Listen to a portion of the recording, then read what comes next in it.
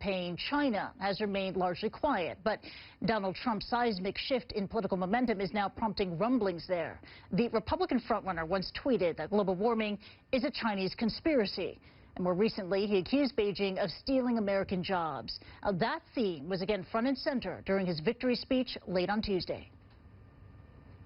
Someday in the not-too-distant future, if I win, otherwise it's not going to happen, I have to be honest with you.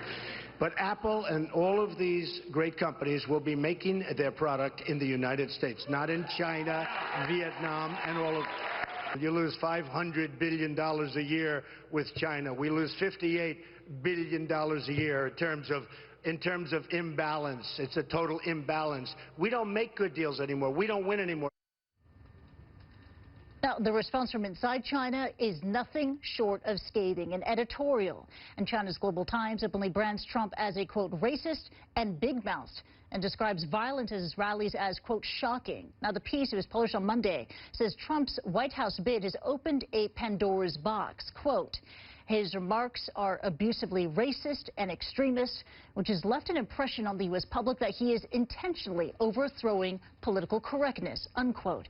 Now, the piece ends with a somewhat disturbing taunt against the U.S. democratic process, saying this, quote, Mussolini and Hitler came to power through elections, a heavy lesson for Western democracy.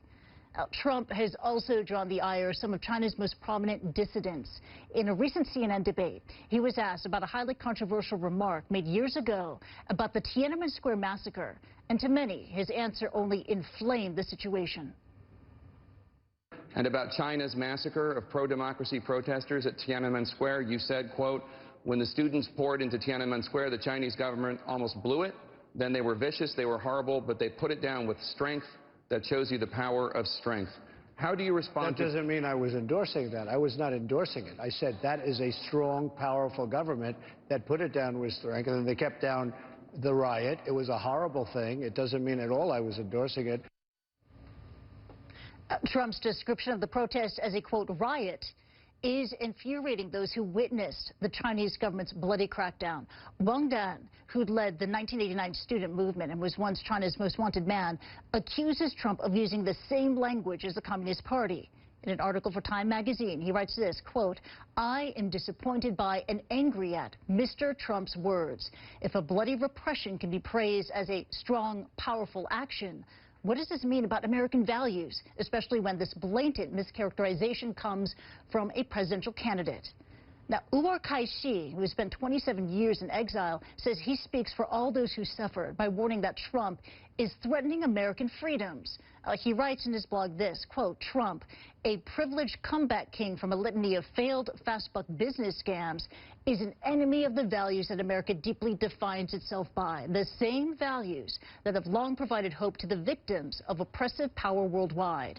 But perhaps the harshest criticism is delivered by the cartoonist known as Rebel Pepper. Now, he takes creative license with this image from Tiananmen Square, which few will ever forget. Now, Pepper, who says that he felt compelled to leave China for his own safety, draws Trump in a tank, brutally mowing down a protester.